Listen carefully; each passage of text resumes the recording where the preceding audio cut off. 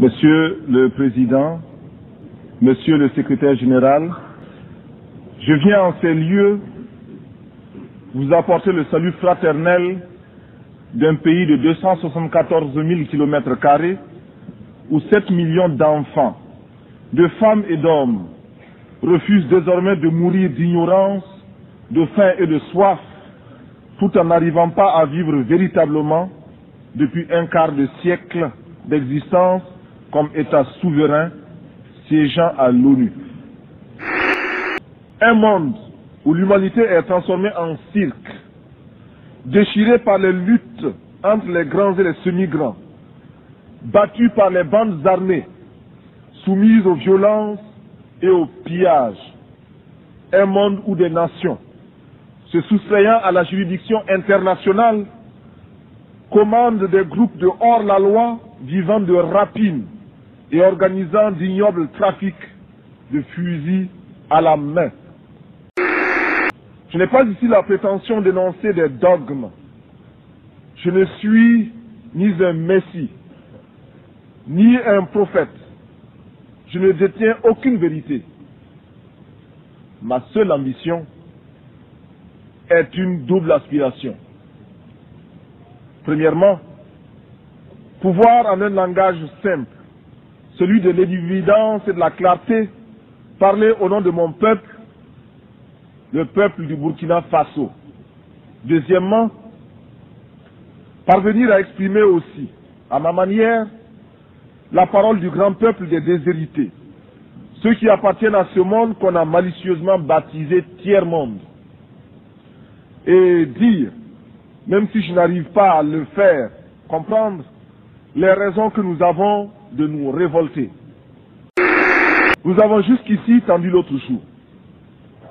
Les chiffres ont été redoublés. Mais le cœur du méchant ne s'est pas attendri. Ils ont piétiné la vérité du juste. Du Christ, ils ont trahi la parole. Ils ont transformé sa croix en massue.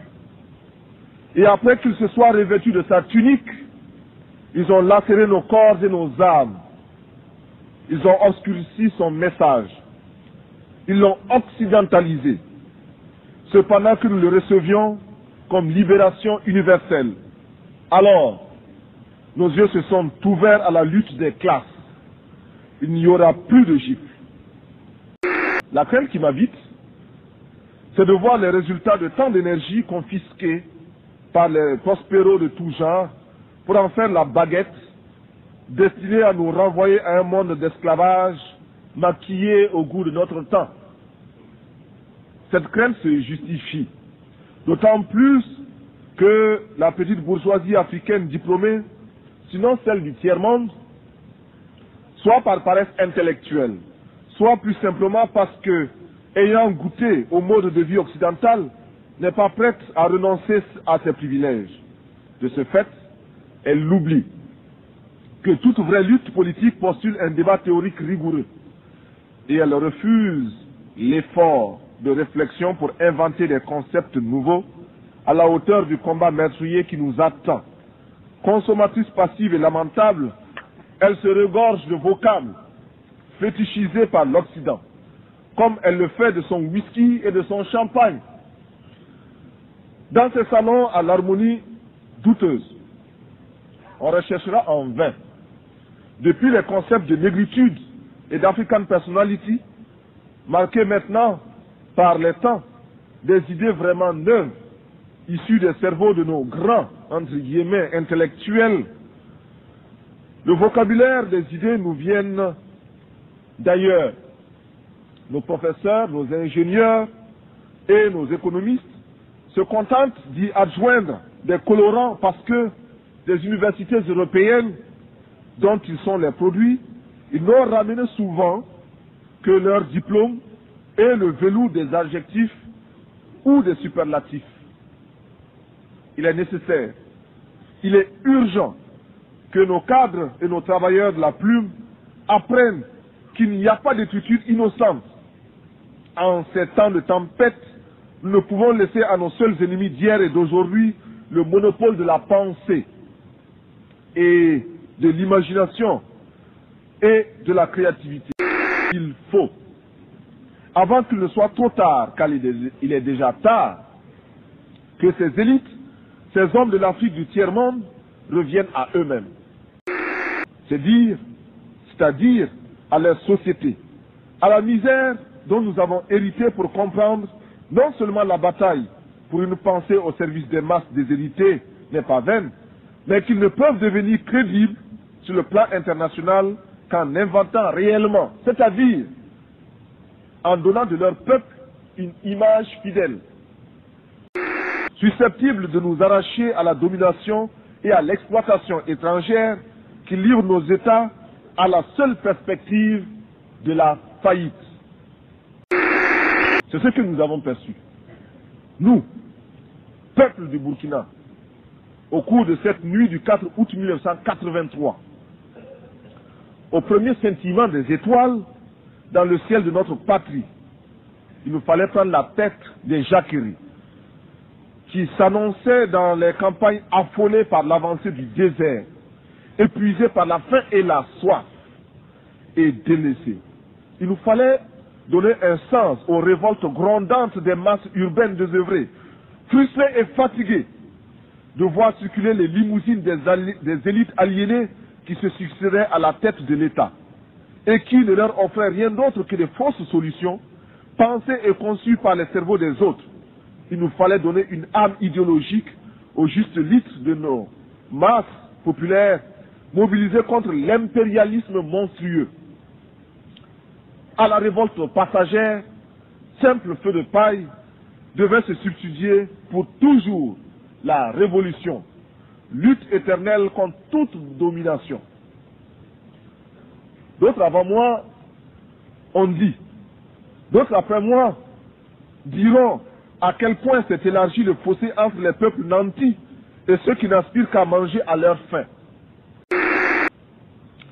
Boire à leur soif, survivre et conserver leur dignité. Nul n'imaginera à quel point le grain du pauvre a nourri chez nous la vache du riche. Certes, nous encourageons l'aide qui nous aide à nous passer de l'aide. Mais en général, la politique d'assistance et d'aide n'a abouti qu'à nous désorganiser, à nous asservir et à nous déresponsabiliser. Nous jurons, nous proclamons que désormais au Burkina Faso, plus rien ne se fera sans la participation des Burkinabés. Rien qui n'ait été au préalable décidé par nous, élaboré par nous. Il n'y aura plus d'attentat à notre pudeur et à notre dignité. Fort de cette certitude, nous voudrions que notre parole s'élargisse à tous ceux qui souffrent dans leur chair, tous ceux qui sont bafoués dans leur dignité par une minorité d'hommes ou par un système qui les écrase. Permettez-moi, vous qui m'écoutez, que je le dise, je ne parle pas seulement au nom du Burkina Faso, tant aimé, mais également au nom de tous ceux qui ont mal quelque part. Je parle au nom de ces millions d'êtres qui sont dans les ghettos, parce qu'ils ont la peau noire, ou qu'ils sont de cultures différentes, et qui bénéficient d'un statut à peine supérieur à celui d'un animal.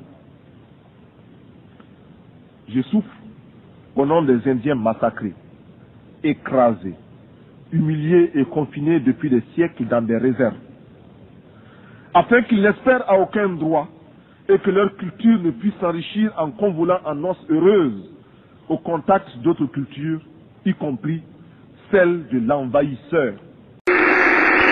Et nous en appelons à toutes nos sœurs de toutes les races pour qu'elles montent à l'assaut pour la conquête de leurs droits. Militaires, je ne peux pas oublier ce soldat obéissant aux ordres, le doigt sur la détente, et qui sait que la balle qui va partir ne porte que le message de la mort.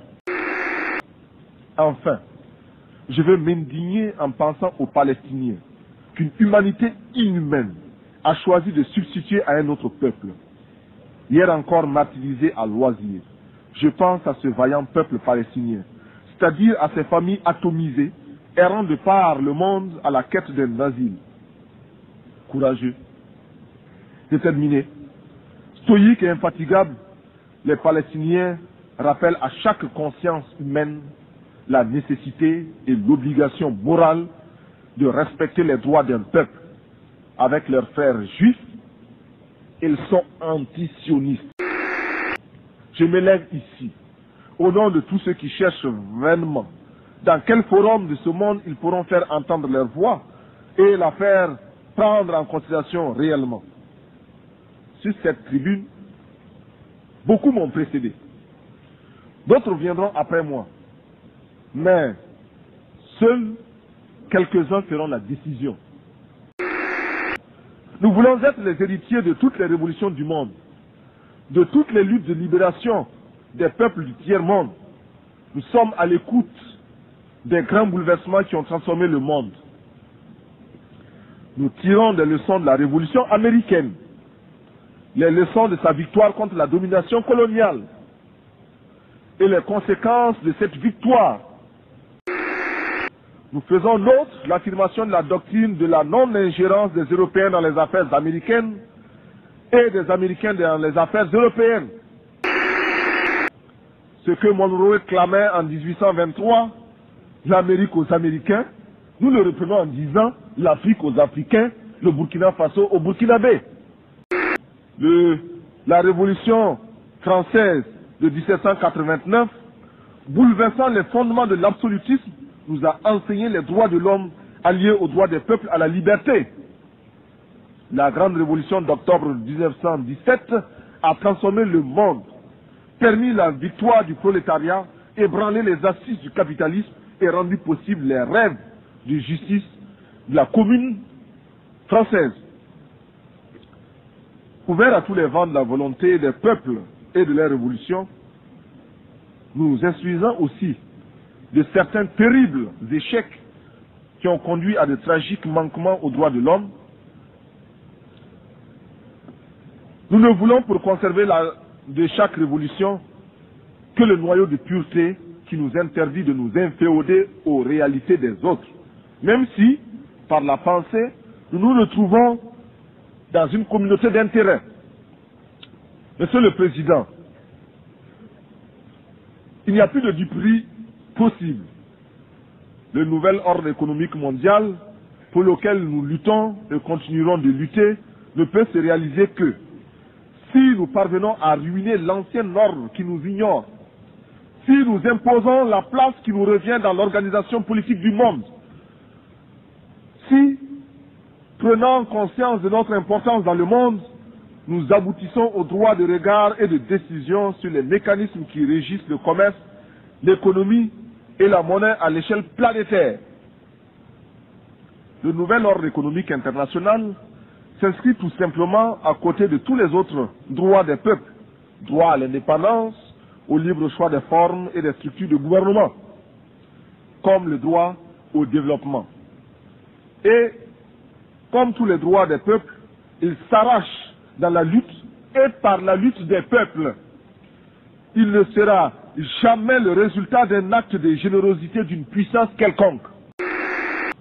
Monsieur le Président, si j'ai accepté de me présenter devant cette illustre assemblée pour prendre la parole, c'est parce que, malgré les critiques qui lui sont adressées par certains grands contributeurs, les Nations Unies demeurent la tribune idéale pour nos revendications, le lieu obligé de la légitimité des pays sans voix. Il est cependant un point, mais dont la gravité exige de chacun de nous une explication franche et décisive. Cette question, vous vous en doutez, ne peut être que celle de l'Afrique du Sud. L'incroyable insolence de ce pays à l'égard de toutes les nations du monde, même vis-à-vis de celles qui soutiennent le terrorisme qu'il érige en système pour liquider physiquement la majorité noire de ce pays, le mépris qu'il adopte à l'égard de toutes nos résolutions constitue l'une des préoccupations les plus oppressantes du monde contemporain. Mais le plus tragique, n'est pas que l'Afrique du Sud se soit elle-même mise au banc de la communauté internationale à cause de l'abjection des lois de l'apartheid, encore moins qu'elle continue de maintenir illégalement la Namibie sous la botte colonialiste et raciste, ou de soumettre impunément ses voisins aux lois du banditisme. Non.